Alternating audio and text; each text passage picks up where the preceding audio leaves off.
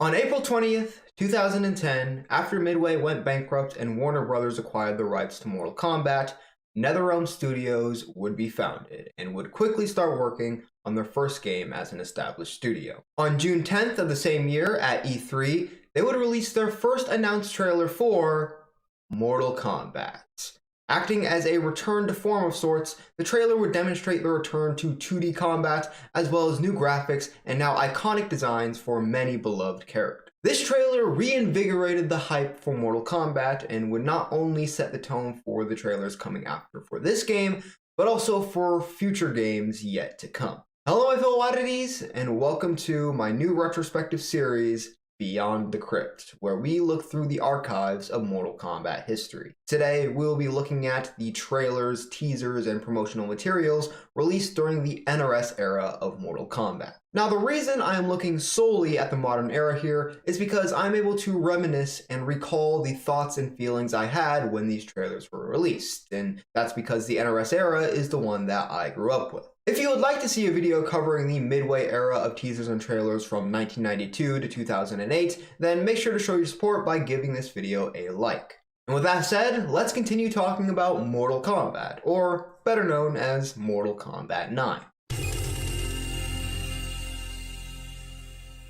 On the same day as the announced trailer, we would also get a stage demo showing some of the different matchups as a showcase of the gameplay. Following the release of the announcement trailer, most of the promotional material for this game would consist of individual character showcases for the most popular of Mortal Kombat's cast. In these, each character would be spotlighted through a vignette video detailing their background and history, accompanied by a few short gameplay clips, and characters to receive these would include Scorpion, Sub-Zero, Mileena, and Liu Kang. And these character trailers would become a common occurrence within NRS game buildups, and it's intriguing to see how they develop from their initial form here onwards into future games. On December 13th, 2010, Mortal Kombat history would be made with the unveiling of its first ever guest character. Kratos from the God of War game series would join the roster of Mortal Kombat 9 as a PlayStation 3 exclusive, which did stir some controversy as Xbox opted not to include an exclusive character in this game, which left Xbox players with nothing. The trailer itself actually barely features Kratos at all, with it instead depicting a fight between Scorpion and Sub-Zero, reminiscent of the next game's announcement trailer, which was released 4 years later, but we'll get to that later. Kratos only intervenes at the end of this fight, where he pulls Sub-Zero away to engage in combat with Scorpion. The next promotional material to release would be the cosplay videos. I think it's best we don't talk about these. On April 16th, 2011, a cinematic trailer would be released including many different pairings of characters fighting. Many mistake this to be the initial announced trailer, myself included before doing research for this video, but it was actually released right before the game was. And on the same day the game would be released, April 19th of 2011, a launch trailer would be uploaded showcasing some of the game's features both on and offline, including Tag Team, the Test Yours, the Challenge Towers, King of the Hill, and more. The trailer would end with a compilation of X-rays, fatalities, and other brutal moments to leave off with a bang. Following the release of the game, trailers would start coming out for the DLC characters, starting with the rumored turned real character, Scarlet, then followed by Kenshi and Rain. But the final DLC character would be by far the most notable, with it starting Mortal Kombat's association with the horror genre.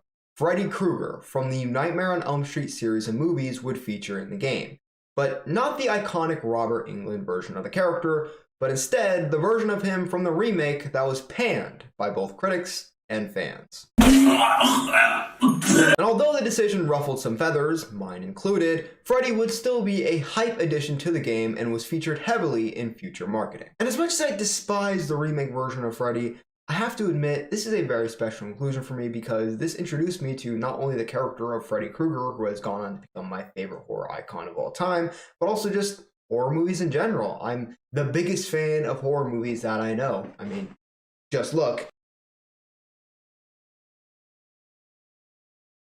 And so the fact that he was included in this game really made an impact on my life. And with that, the teasers and trailers for Mortal Kombat 9 come to a close.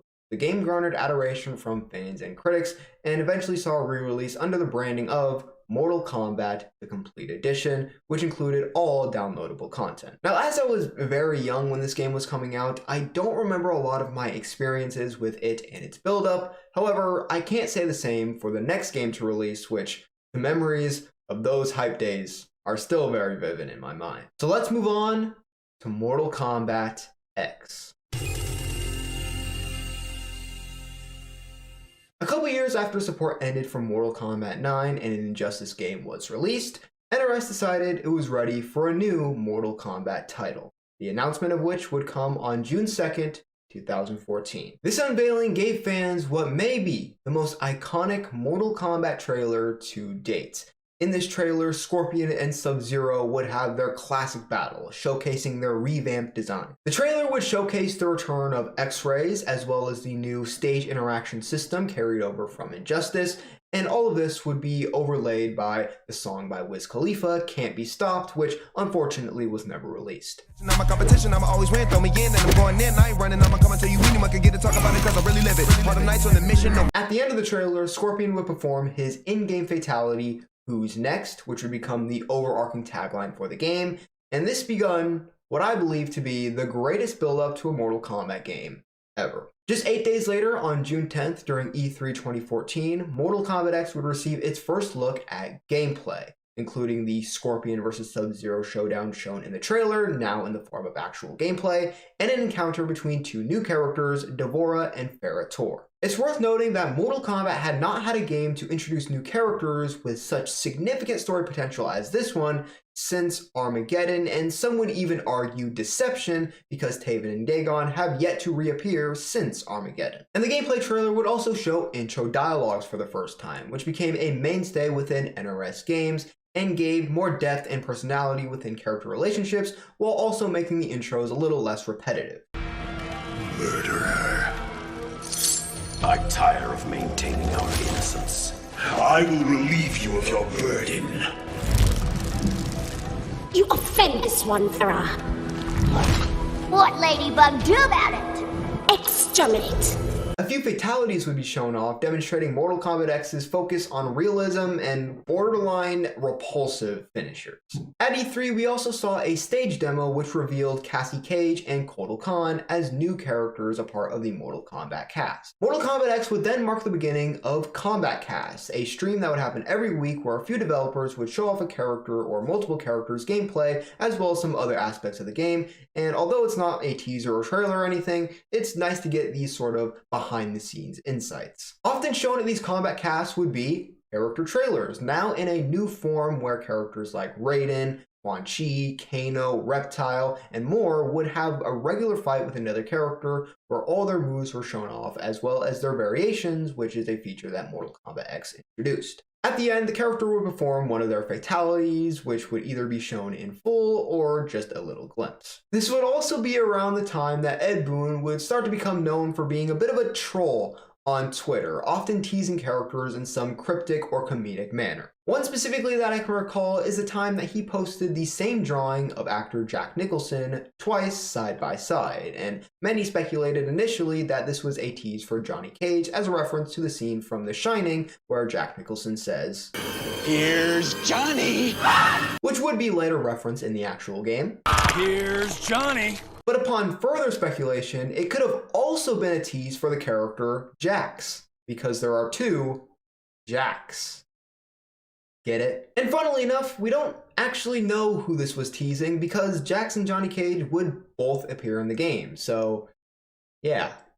Another one I can remember is the Boots teaser, where Ed Boon posted a picture of various characters' footwear and people had to guess which characters they were. And I actually don't know whose boots these were, so if someone can tell me in the comments, that would be much appreciated. Getting back to real trailers, on January 14th, 2015, a more official gameplay trailer would be released, which also revealed Kitana and Kung Lao as a part of the game's roster. It would also reveal Goro as the game's pre-order bonus, which would become a common thing in NetherRealm games, despite a lot of fans not really liking them. A month later, on February 27th, another quite significant trailer would release, this time in the form of a story trailer, showcasing many clips from the game's story mode, which was an acclaimed aspect of Mortal Kombat 9. It was stated that this trailer only had 5 character reveals, assumingly Kung Jin, Takeda, Jackie Briggs, Melina, and maybe Shinnok, but the trailer actually revealed way more characters, with Johnny Cage, Sonya Blade, and Aaron Black also making appearances, which they had not been confirmed prior. Sindel and Rain would also show up in this trailer, but to many fans' disappointment, they would only be NPCs, a part of the story mode exclusively. I have very fond memories of, for whatever reason, this trailer specifically, especially people like Uncaged Games reacting and trying to do a breakdown, speculating what every single little thing in the trailer meant, and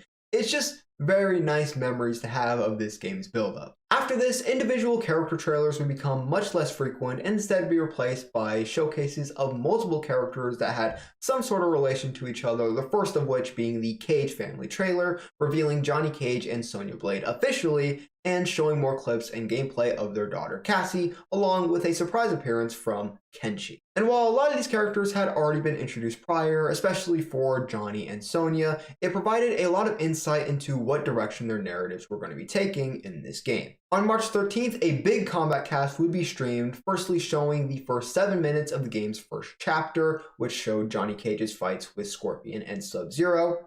But more importantly, the first DLC character and first member of Kombat Pack 1 would be revealed, and it would be another guest from an iconic horror movie franchise. You see, ever since Freddy had been included in Mortal Kombat 9, fans had long wished to see a Mortal Kombat showdown between him and his rival from the Friday the 13th movie series, Jason Voorhees, as depicted in the 2003 movie.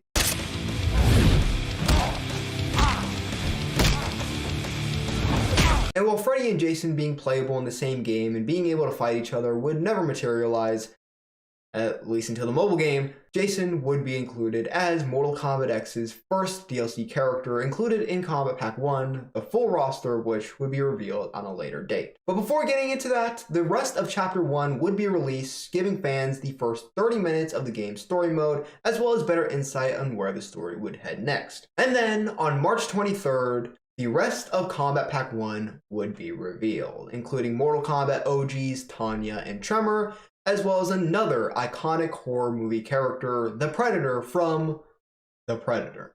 The trailer was very simple, just showcasing all the characters stepping out from a smoky black void, and despite the minimalist presentation, it generated a lot of excitement and hype at the time. A Shaolin trailer showcasing more gameplay of Liu Kang, Kung Lao, and Kung Lao's cousin Kung Jin would also be released, also showing some of the story aspects of how Liu Kang and Kung Lao would fall from grace becoming revenants, and how Kung Jin would try to restore the Shaolin's honor after their downfall. The same day, we would also get a trailer for highly anticipated newcomer from the Mortal Kombat X comics, Aaron Black, who didn't exactly live up to the hype, but was a decent addition to the roster nonetheless. We would also get a Briggs family trailer with Jax being revealed as a playable character and showing more footage of Jackie. One more character trailer would be released with the pre-order bonus, Goro, all leading up to a launch trailer released on April 6th, 2015. While primarily focused on gameplay, the launch trailer would also provide glimpses of the final few segments of the story, offering a greater sense of what the narrative had in store for us. This trailer was another very nostalgic one for me, and no matter the context, whenever I hear Chop Suey, this is always the first thing that comes to my mind. On April 16th, the game would be released to mostly positive reviews. DLC trailers would then follow for all the Kombat Pack 1 characters, along with some classic skin and Fatality Pack. On December 3rd, 2015, months after the game's initial release, Kombat Pack 2 would be officially revealed with a fully animated cinematic trailer.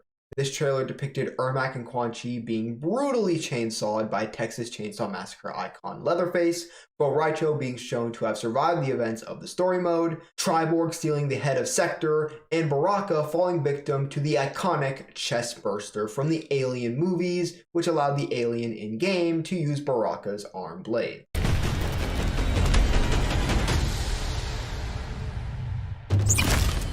This trailer generated waves within the Mortal Kombat community, eliciting mostly positive reactions, though there were a few exceptions.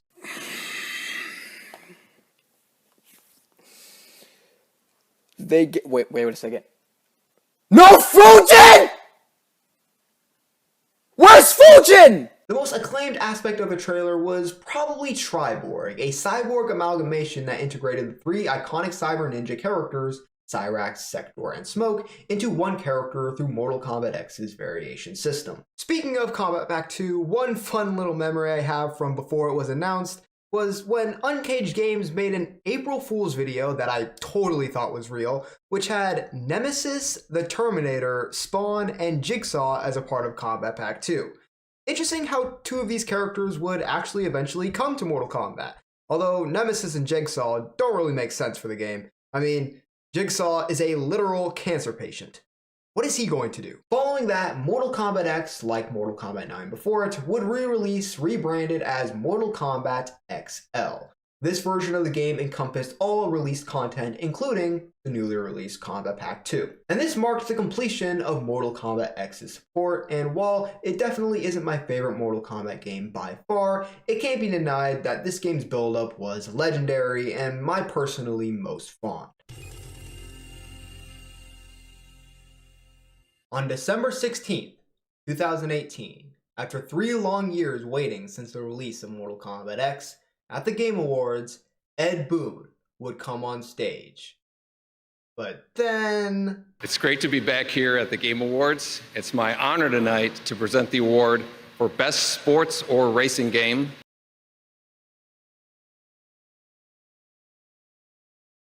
And in that moment, many fans' hopes were diminished into nothing. A void, and for a quick few seconds, many were heartbroken at the thought of waiting even longer for a new title.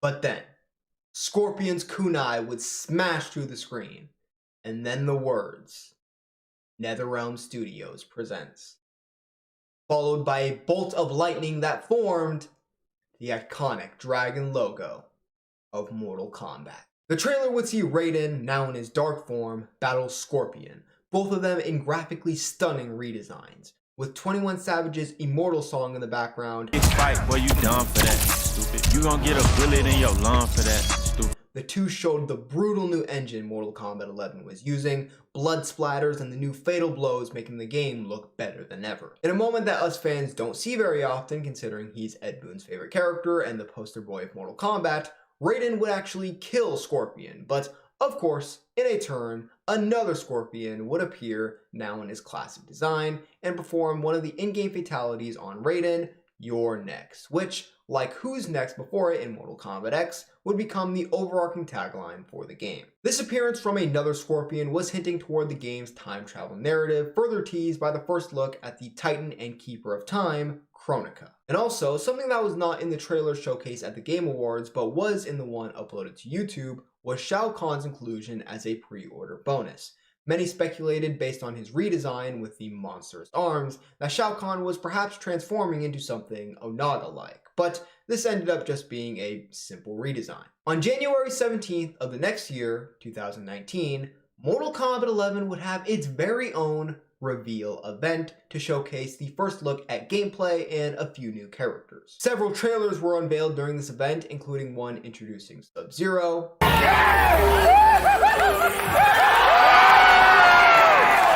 the returning Baraka, Scarlet making her non-DLC debut, and more. Additionally, a fatality trailer showcasing various characters' finishers was presented, alongside a trailer highlighting new character Garrus, whom NRS seemed particularly proud of. We also got a story prologue showing the opening scene of the game, where Raiden decapitates the antagonist of the previous game, Shinnok, and Kronika vows to correct the timeline. Lastly, at the event in person and starring in her very own trailer would be former UFC fighter Ronda Rousey, who would be portraying Sonya in the game as a voice actor. To results. Stay away from her, you son of a bitch! This event was a massive success and a true coming together moment for the Mortal Kombat community, where no one was mad or complaining, besides Snake, but that's a given, and it just felt like we could all get behind being excited for a Mortal Kombat game, something that feels increasingly harder to do nowadays. Following this, Kombat Cast began once again, starting with Cabal, who also received his own trailer.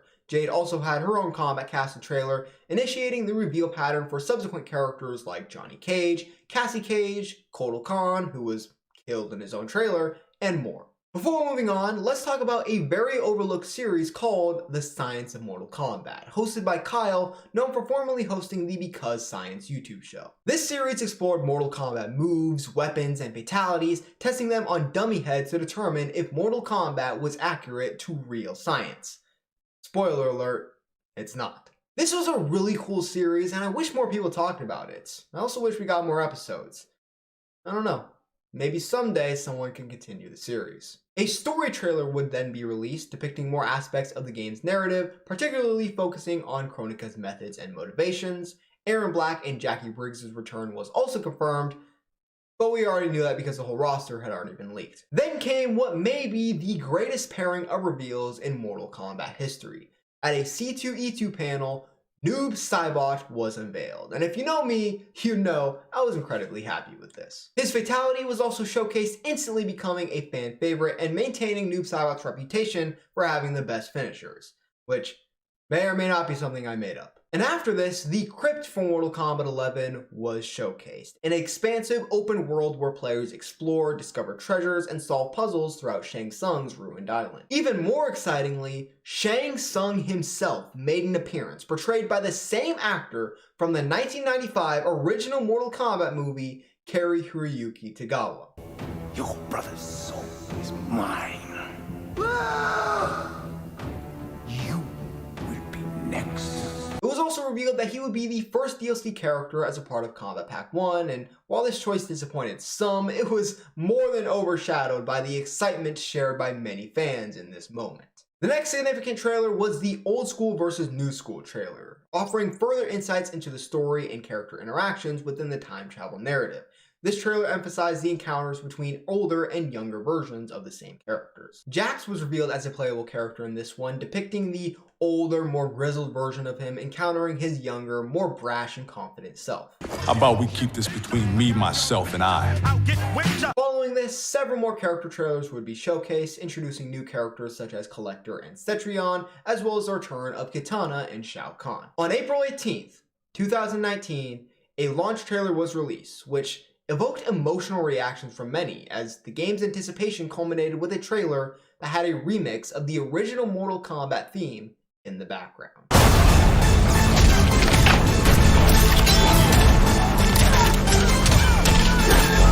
This trailer stirred strong reactions among viewers and would bring the hype for the game to new levels. We would then receive a trailer for Frost on the 22nd, and then finally, on April 23rd, 2019, on the same day Avengers Endgame released, Mortal Kombat 11 would launch. Shortly after, a trailer for Shang Tsung came out, which also revealed 3 of the other DLC characters a part of Kombat Pack 1, Nightwolf, Sindel, and the long-awaited Spawn. One of these characters would receive their own character trailer in Nightwolf before, on August 21st, the full Kombat Pack 1 would be revealed, with the final 2 DLC characters being the Terminator and the Joker. Now, it's a widely known fact at this point that Ash from The Evil Dead was supposed to be the final character in this Kombat Pack instead of the Joker. But, for a lot of reasons that really warrant their own video, that wasn't able to happen. However, because of this, Joker's inclusion in this trailer, being a last-minute replacement, appeared rushed and lacked the graphical polish of the other characters, leading to several observations from fans. I'm the Joker, baby!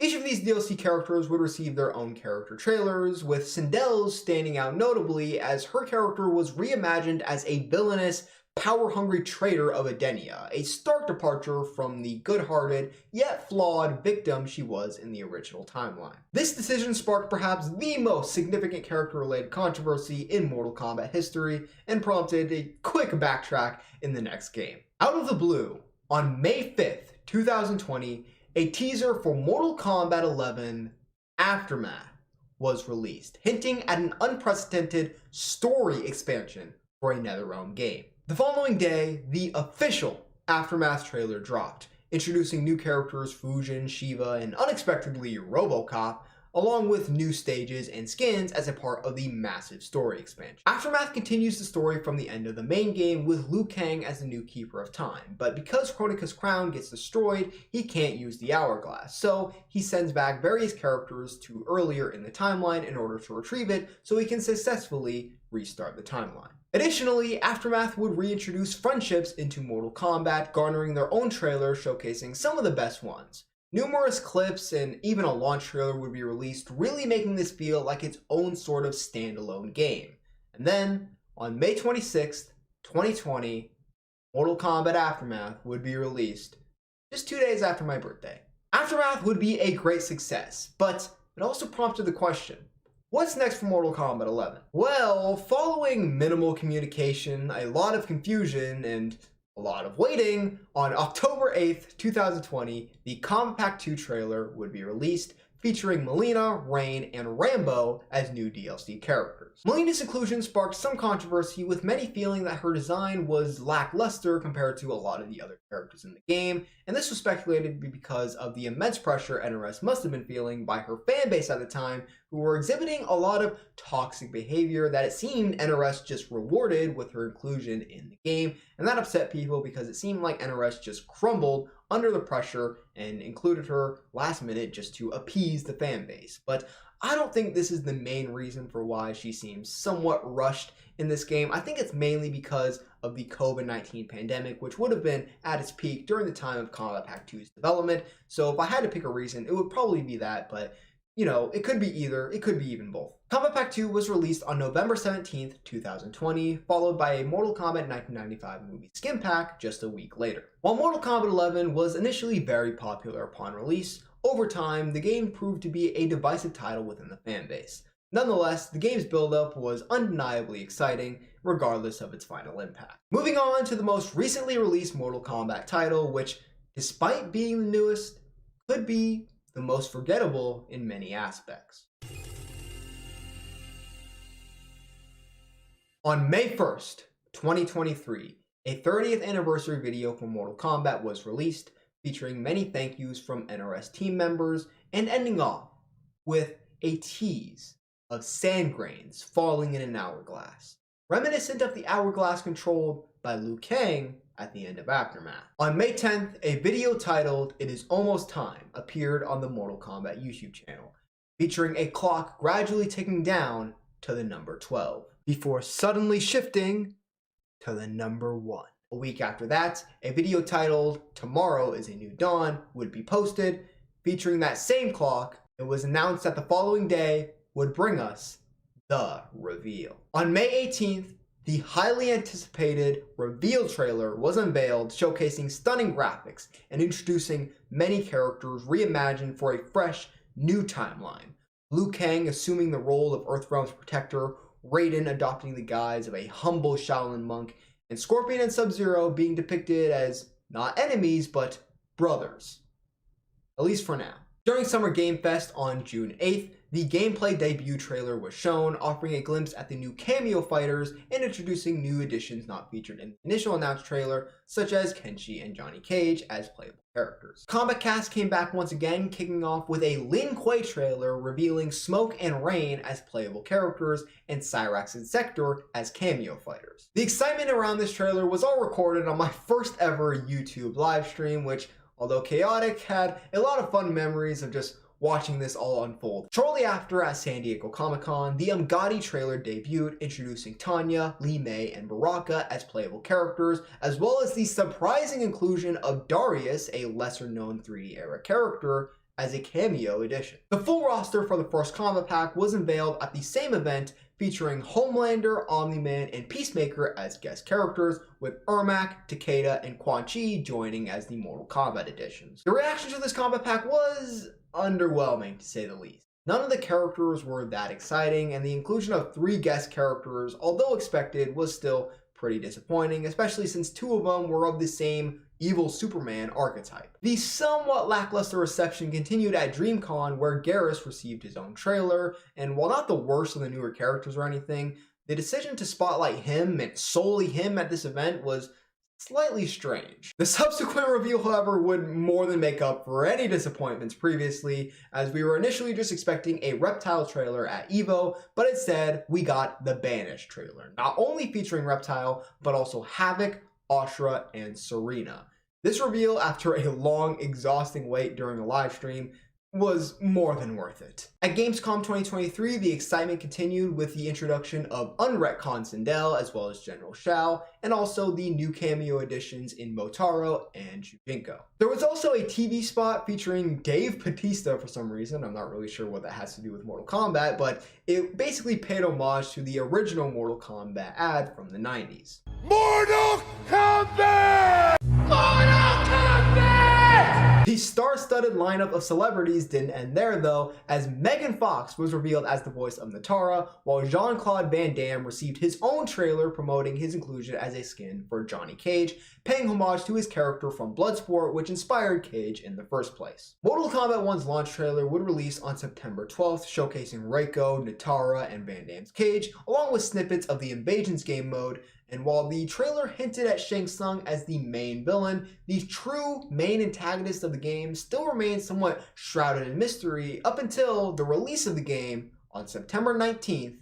2023. Despite initially overwhelmingly positive reviews, Mortal Kombat 1 would fail to maintain its momentum, ultimately fading away amidst the stiff competition in the fighting game landscape.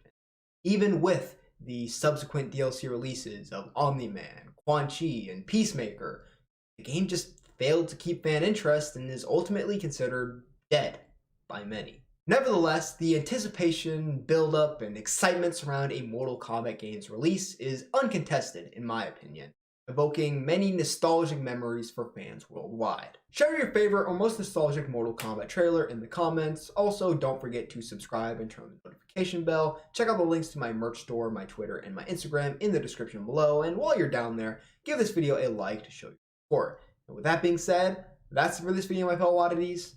I'll see you next time.